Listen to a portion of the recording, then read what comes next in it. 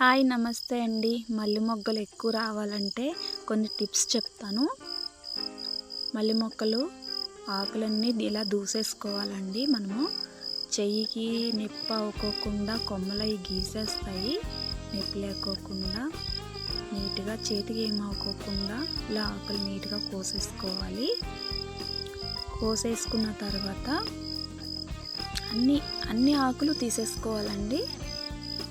కోసేసుకున్న తర్వాత ఆకులు తీసేసామని చెప్పి వాటర్ పోయకూడదండి. పోసేస్తే కనుక ఆకులే ఎక్కువ వస్తాయి కానీ పువ్వులు ఎక్కువ రావు.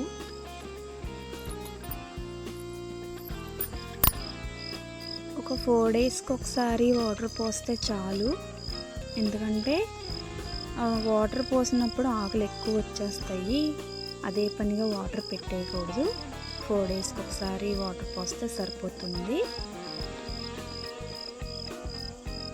జనవరి ఫిబ్రవరి నెలలో ఆకులు తీసేసానండి. అప్పుడు పువ్వులు బాగా వచ్చాయి. సెకండ్ టైము మళ్ళీ మార్చిలో తీసాను.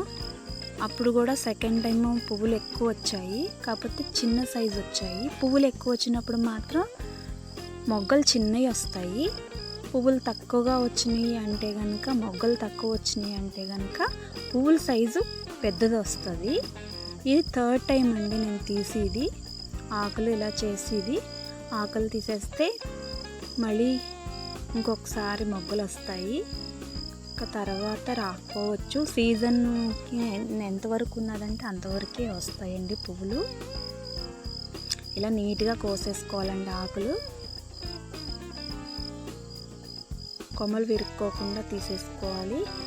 సాయంత్రం మాటలు చల్లగా ఉన్న టైంలో ఇలా ఆకులు తీసేసుకుంటే సరిపోతుందండి. ఎందుకంటే ఎండలు ఎక్కువ ఉన్నాయి కాబట్టి.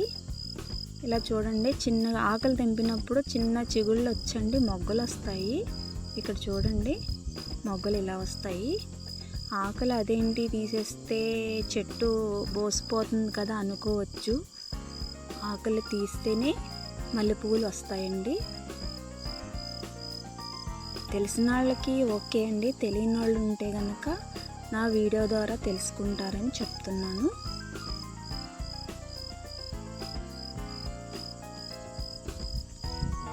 మొత్తం నీట్గా ఆకులు తీసేసుకుని 4 డేస్కి ఒకసారి వాటర్ పోస్తే మళ్ళీ చిగురు వచ్చి మళ్ళీ మొగ్గలు వస్తాయండి. పూలు పూసేసాక ఇలా అవుతుందండి. అవి కూడా తెంపేసుకోవాలి. ఆకులు కూడా ఆ పడేసిన ఆకుల్ని తీసుకెళ్ళి ఆ చెట్టు మొదట్లోనే మట్టి తీసి ఆకులు వేసేసి మళ్ళీ మట్టి కప్పేస్తేనండి అది కూడా ఎరువు కింద అవుతుంది. అదొక టిప్స్ అండి. వాటర్ ఒకటి 4 డేస్కి ఒకసారి పోయాలి ఆకులు తీసేసాక. అదొక టిప్ అండి. నేను అర్థమయ్యేటట్టు చెప్తున్నాను అనుకుంటున్నాను. నచ్చినట్లయితే లైక్ చేయండి, షేర్స్ చేయండి, సబ్స్క్రైబ్ చేసుకోండి. Thank you.